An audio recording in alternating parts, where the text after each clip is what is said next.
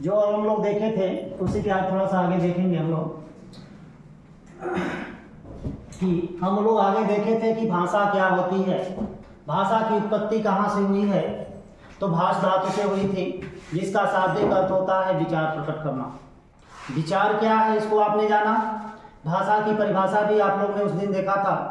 तो ये भाषा सीखने के लिए मनोवैज्ञानिक दृष्टिकोण, मनोवैज्ञानिकों ने बताया कि किसी भी भाषा को सीखने के लिए किन किन बातों का ध्यान रखना आवश्यक है। अगर व्यक्ति के अंतर्गत कौन कौन से अगर गुण हैं तो किसी भी भाषा को सरलता के साथ क्या करता है, सीख लेता है।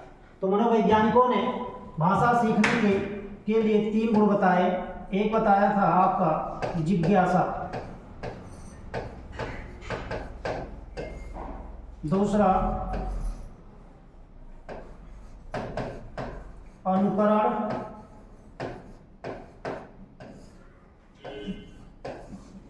तीसरा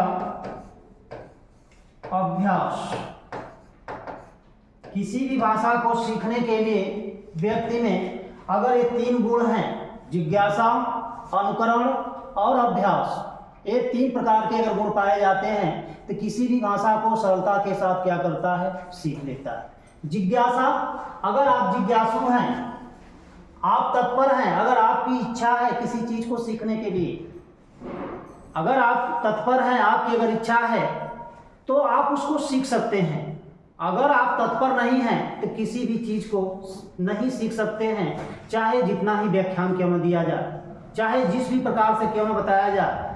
आप जरूर यहाँ क्लास में मौजूद हैं लेकिन उस चीज को सीख नहीं पाते हैं। कहने का तात्पर्य यह है कि व्यक्ति की जब तक की कोई चीज अगर सीखने की अगर इच्छा नहीं होगी, अगर उसमें जिज्ञासा नहीं होगी तो वो उस चीज को सीख नहीं सकता है। जैसे थारनाइट ने कहा था कि घोड़े को पानी तक तो ले जाया जा सकता है लेकिन उसे पानी नहीं पिलाया जा सकता, तब तक नहीं जब तक कि उसकी इच्छा नहीं होगी, उसकी जिज्ञासा नहीं होगी, तब तक उसे पानी नहीं पिलाया जा सकता। कहने का तात्पर्य यह है कि यहाँ हम सब कुछ तो बता सकते हैं लेकिन आप उसको तब तक नहीं सीख सकते हैं जब तक आपकी तत्परता नहीं होगी, आपकी अगर इच्छा नहीं होगी तो उसको आप सीख नहीं सकते हैं। तो किसी भी भाषा को सीखने के लिए व्यक्ति में जिज्ञासा होनी चाहिए। कौन सा गुण होना चाहिए? जिज्ञासा का गुण होना चाहिए। दूसरा है अनुकरण। अगर आप जिज्ञासु हैं, आप तत्पर हैं किसी चीज को सीखने के लिए, तो उसमें दूसरा गुण जो है अनुकरण का होना चाहिए। अनुकरण का तात्पर्य है के जैसा के अनुसार, के जैसा के अनुसार। जैसे जिस प्रकार से पढ़ाया जा रहा है, जिस प्रकार से उच्चारण किसी चीज का किया जाता है, अगर व्यक्ति अगर वो जिज्ञासु है तो उसका क्या करता है? अनुकरण करता है। अनुकरण, ये भी अनुकरण जो होता है 2 प्रकार का होता है। एक तो लेखन का अनुकरण होता है और एक किसका अनुकरण होता है? उच्चारण का। एक लेखन का अनुकरण होता है और एक उच्चारण का अनुकरण होता है। तो के जैसा के अनुसार। जैसे आप जब भाषा पढ़ते हैं, जैसे हिंदी ही भाषा की बात अगर कर लिया जाए तो बहुत बार आता है स्वरों का। जैसे इसके अंतर्गत आपका आ जाएगा स्वराघात, बलाघात, आरोह, अवरोह। बहुत बार जो है ह्रस्व ध्वनियां, जैसे कुछ ह्रस्व ध्वनियां होती हैं, कुछ जो है दीर्घ ध्वनियां होती हैं। तो किस ध्वनि का किस प्रकार से उच्चारण करना चाहिए, इस चीज को हम किसके द्वारा सीख पाते हैं? अनुकरण के द्वारा ही सीख पाते हैं। जब जैसे जहां पर ह्रस्व ध्वनियां आती हैं, ह्रस्व मात्राएं होती हैं, तो वहां पर जो है उनका उच्चारण कम समय तक किया जाता है, शीघ्रता के साथ किया जाता है। जब वही दीर्घ अगर ध्वनियां हो जाती है तो उनका उच्चारण देर तक किया जाता है। तो अगर इन बातों का आप ध्यान दे लेते हैं तो अध्यापक के द्वारा किस शब्द को किस प्रकार से उच्चारित किया जाता है, जब छात्र इसी का अनुकरण करके उसका उच्चारण करता है तो उसी को हम क्या कहते हैं? अनुकरण। जैसे एक आदर्श वाचन होता है, तो आदर्श वाचन में अध्यापक क्या करता है कि पहले आदर्श वाचन करता है और छात्र उसी का सुन करके उसके पीछे पीछे उसका कौन सा वाचन करता है? अनुकरण वाचन। अध्यापक के द्वारा जो वाचन होता है वो आदर्श वाचन कहलाता है और छात्रों के द्वारा जो वाचन होता है वो कौन सा वाचन कहलाता है? अनुकरण। वो कौन सा वाचन होता है? अनुकरण। तो के जैसे के अनुसार, जिस प्रकार से किसी चीज की व्याख्या की जाती है, शब्दों का अध्यापक के द्वारा उच्चारण किया जाता है, तो उसको देख करके उसी का अनुकरण करके जब छात्रों के द्वारा उसका उच्चारण किया जाता है तो उसी को हम क्या कर देते हैं, अनुकरण कर देते हैं। तो जिज्ञासु है, अनुकरण है का गुण अगर आप में है तो तीसरा गुण आ जाता है अभ्यास का। तीसरा कौन सा गुण हो जाता है, अभ्यास का। तो अभ्यास का तात्पर्य यह है कि जिस चीज का जितनी बार आप दोहरान करते हैं, कोई भी अगर चीज को जितनी बार आप अभ्यास करते हैं, जितना बार दोहरान करते हैं, तो वह उतना ही क्या करती है, अस्थायित्व प्रदान करती है। उसमें अस्थायित्व आता जाता है। जिस चीज को जितनी देर आप दोहराते हैं तो उसमें जो है उतना ही अस्थायित्व प्रदान होता जाता है और वो चीजें जो है भूलती नहीं है। तो किसी भी भाषा को सीखने के लिए मनोवैज्ञानिकों ने 3 गुण बताया था, जिज्ञासा, अनुकरण और अभ्यास का। जैसे अभ्यास में एक पंक्ति है वृंद कवि की कि करत करत अभ्यास ते जड़मति होत सुजान रसरी आवत जाते सिल पर परत निशान। अगर मंद बुद्धि का भी अगर व्यक्ति है, किसी चीज को अगर बार बार दोहरान करता है, बार बार दोहराता है, तो उसमें क्या आता है, अस्थायित्व आ जाता है। आप वरदराज की भी कहानी सुने होंगे, कक्षा 5 में एक चलता है चैप्टर वरदराज की, कि वरदराज भी एक मंद बुद्धि का बालक था। जब वो पढ़ने के लिए आश्रम में जाते हैं, गुरु जी के पास अपने जाते हैं, तो चूंकि उसकी रुचि नहीं थी पढ़ने में, वो बार बार कक्षा में फेल होता था और उसके साथ के जो छात्र थे वे आगे बढ़ते गए। और एक दिन ये ऐसी परिस्थिति आई कि गुरु के द्वारा आश्रम से वो जो है बाहर निकाल दिया जाता है। तो निराश होकर के घर को जब लौटता है तो एक कुएं की जगह थी, उस कुएं पर जाकर के बैठ जाता है। तो वहाँ पर देखता है कि एक मोटी सी रस्सी रखी गई है और उसको पानी जो निकाला जाता है, तो पानी निकालने में वो देखता है कि जो पटिया पड़ी है सील, उस पर जो है निशान है बना हुआ है। तो उसके दिमाग में बात आती है कि जो एक रस्सी है, पुआल की जो रस्सी है, इतनी कोमल रस्सी है, इसके बार बार आने जाने से, घिसने से जब इस पत्थर पर अगर निशान पड़ सकता है तो ये तो मांसपेशियों से बना हुआ मस्तिष्क। तो अगर किसी चीज को अगर जितना ही बार बार अगर हम दोहराएंगे तो क्या हमारे में हम नहीं पढ़ सकते हैं, क्या हमें जो है ज्ञान नहीं प्राप्त हो सकता है। फिर वरदराज लौट करके गुरु जी के आश्रम में जाते हैं और दिनों रात इतनी मेहनत करते हैं, क्या वही वरदराज जो है महापंडित, संस्कृत का एक महापंडित वरदराज के नाम से विख्यात होते हैं। तो जिस चीज को जितनी बार दोहराया जा, जितनी बार अभ्यास किया जा, वह चीज उतना ही क्या करती है, अस्थायित्व प्रदान कर लेती है, तो अस्थायित्व हो जाती है। तो इसलिए मनोवैज्ञानिकों ने 3 गुण बताया था। किसी भी व्यक्ति को अगर कोई भी भाषा चाहे कितनी क्लिष्ट क्यों हो, कितना भी कठिन क्यों न हो, अगर छात्र के अंतर्गत अगर 3 गुण हैं तो किसी भी भाषा को वो क्या करता है, सरलता के साथ सीख सकता है। सरलता के साथ उस भाषा को सीख सकता है। जिज्ञासा, अनुकरण, अभ्यास, ये 3 गुणों का होना आवश्यक बताया। आगे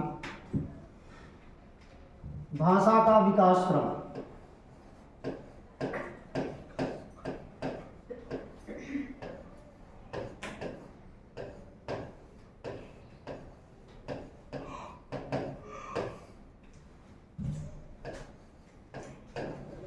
किसी भी भाषा को सीखने में कौन सा क्रम होना चाहिए, जिसे आप कौशल के भी नाम से जानते हैं।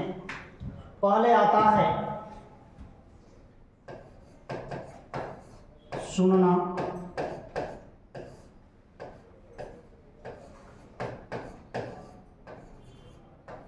बोलना,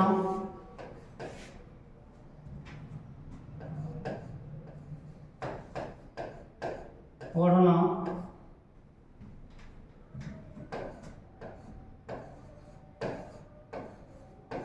लिखना। किसी भी भाषा को सीखने में के 3 क्रम होते हैं। पहला सुनना, दूसरा बोलना, फिर पढ़ना और लिखना। मनोवैज्ञानिकों ने किसी भी भाषा के सीखने का यही क्रम बताया है। सभी विद्वानों ने यही क्रम बताया है कि व्यक्ति पहले किसी चीज को क्या करता है, सुनता है, उसके बाद क्या करता है, बोलता है, उसके बाद पढ़ने का गुण विकसित होता है, उसके बाद लिखना। तो सभी विद्वानों ने तो यही क्रम बताया, लेकिन इसमें एक विद्वान है मारिया मॉन्टेसरी। भाषा के विकास का जो क्रम सभी विद्वानों ने तो यही बताया, लेकिन मारिया मॉन्टेसरी ने इस क्रम में थोड़ा सा उन्होंने अंतर बताया।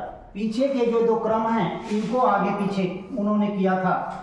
वो कहती हैं कि पहले जो है सुनने का गुण विकसित होता है, फिर बोलना, फिर लिखना, सुनना, दूसरा बोलना, और उनके अनुसार तीसरा जो है लिखना, और चौथा कौन सा गुण हो जाता है? पढ़ना। भाषा के विकास का क्रम मारिया मॉन्टेसरी के अनुसार पूछे तो आप पहले ध्यान दीजिए का सुनना, फिर बोलना, लिखना, तब जो है बाद में क्या आता है? पढ़ना। लेकिन सभी अन्य अगर मनोवैज्ञानिकों की अगर बात किया जाए, भाषाविदों की अगर बात किया जाए, तो ये लोग जो है एक क्रम बताए हैं कि पहले सुनने का गुण विकसित होता है, फिर बोलने का, फिर जो है आपका पढ़ने का, और चौथा जो है क्या होता है? लिखने का। और जैसे इसमें भी आप देखेंगे कि सुनने का गुण तो जो है जन्मजात होता है, जो सुनना है ये जन्मजात होता है, और बोलना भी जन्मजात होता है, बोलना भी जन्मजात होता है, इसका अलग से विकास नहीं होता। अब क्या बोलना है ये किसके ऊपर निर्भर करता है? समाज के ऊपर। व्यक्ति जिस समाज में रहता है, जिस समाज में रहता है, जिस प्रकार के सामने उसके जो भाषा बोली जाती है, उसी प्रकार से उसकी भाषा में क्या होता है? विकास होता है। तो भाषा के विकास के एक आपके क्रम हैं, सुनना, बोलना, पढ़ना, लिखना। इसी को संस्कृत में भी आप श्रवण कहते हैं, श्रवण, वदन, पठन, लेखन। अगर संस्कृत की बात किया जाए तो श्रवण, वदन, पठन, लेखन, ये जो है भाषा विकास के 4 कौशल बताए गए, जिन्हें आप शार्ट में कह देते हैं शुभोपल्ली।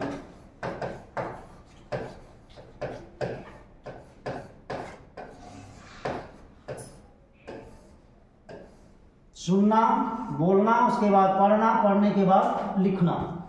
संस्कृत में इसी को हम कह देते हैं श्रवपले।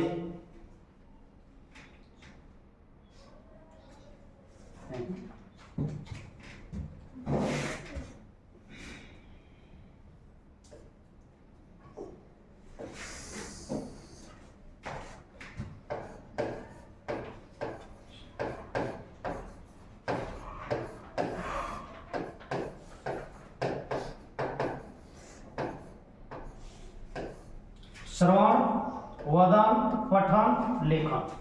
तो ये भाषा विकास के कितने क्रम हैं? 4। या भाषा कौशल जो है कितने प्रकार के होते हैं? 4 प्रकार के होते हैं, सुनना, बोलना, पढ़ना और लिखना। ये जो है भाषा विकास के आपके यही क्रम। आगे अगली बात आ जाती है आपकी भाषा के प्रकार। भाषा के प्रकार। भाषा कितनी प्रकार की होती है? जो भाषा होती है ये भाषा कितने प्रकार की होती है? तो भाषा कितने प्रकार की होती है? 3 प्रकार की। कितने प्रकार की? 3 प्रकार की होती है। कौन कौन सी?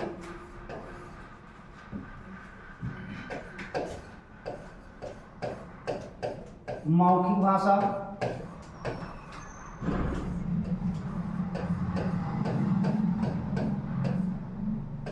दूसरी लिखित भाषा,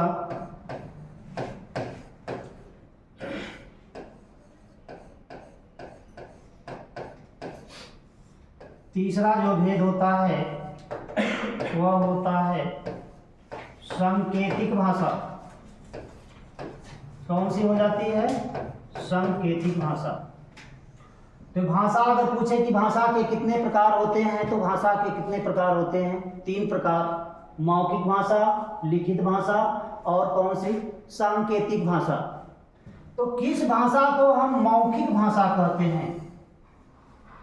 किसे हम जो है मौखिक भाषा कहते हैं? किस भाषा को हम लिखित भाषा कहते हैं? और किसको हम सांकेतिक भाषा कहते हैं? तो मौखिक भाषा होती क्या है? एक एक को आप देखते हैं, एक एक पर हम लोग चर्चा करते हैं कि मौखिक भाषा क्या है। कौन सी भाषा मौखिक होती है, इसे हम मौखिक भाषा कहते हैं?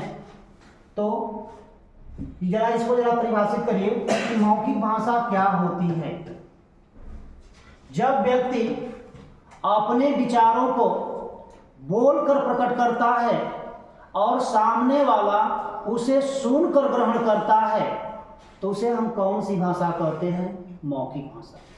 जब व्यक्ति अपने विचारों को बोलकर व्यक्त करता है और सामने वाला उसे सुनकर ग्रहण करता है तो उसे हम कौन सी भाषा कहते हैं? मौखिक भाषा कहते हैं। लिखित भाषा क्या होती है? जब व्यक्ति अपने विचारों को लिखकर व्यक्त करता है और सामने वाला उसे पढ़कर ग्रहण करता है तो ऐसी भाषा को हम कौन सी भाषा कहते हैं? लिखित भाषा। ऐसी भाषा को कौन सी भाषा कहते हैं? लिखित भाषा। सांकेतिक भाषा क्या हो जाएगी? अगर इसकी परिभाषा की बात किया जाए कि सांकेतिक भाषा क्या है, तो कह सकते हैं कि जब व्यक्ति अपने विचारों को न बोलकर न लिखकर व्यक्त करे बल्कि संकेतों के माध्यम से व्यक्त करता है तो उसे हम कौन सी भाषा कह देते हैं? सांकेतिक भाषा। उसे कौन सी भाषा कहा जाता है? सांकेतिक भाषा। अब इनके एग्जाम्पल की बात रह गई। जैसे एग्जाम में कभी कभी दे देता है, कोई एग्जाम्पल दे देता है और आपसे पूछ देता है कि इसमें कौन सी भाषा, ये मौखिक भाषा का उदाहरण है कि लिखित भाषा का उदाहरण है कि सांकेतिक भाषा का उदाहरण। तो मौखिक भाषा जैसे रेडियो से समाचार सुनना, आप जो है मोबाइल से बात करना, नेता के द्वारा सभा को संबोधित करना, दो व्यक्तियों का प्रत्यक्ष बैठ करके आमने सामने बातचीत करना, या व्यक्ति का सामने बैठा करके साक्षात करना, ये कौन सी भाषा के अंतर्गत आता है? मौखिक भाषा। कौन सी भाषा के अंतर्गत आएगा? मौखिक भाषा। लिखित भाषा, लिखित भाषा के अगर एग्जाम्पल की अगर बात किया जाए तो कह सकते हैं आप समाचार पत्र, पाठ्य पुस्तकें,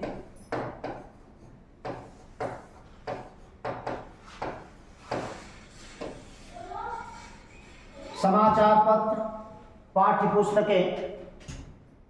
इसके बाद आप जैसे समाचार में आपका दैनिक भी हो सकता है, साप्ताहिक भी हो सकता है, त्रैमासिक भी हो सकता है, छमाही भी हो सकता है, वार्षिक भी हो सकता है।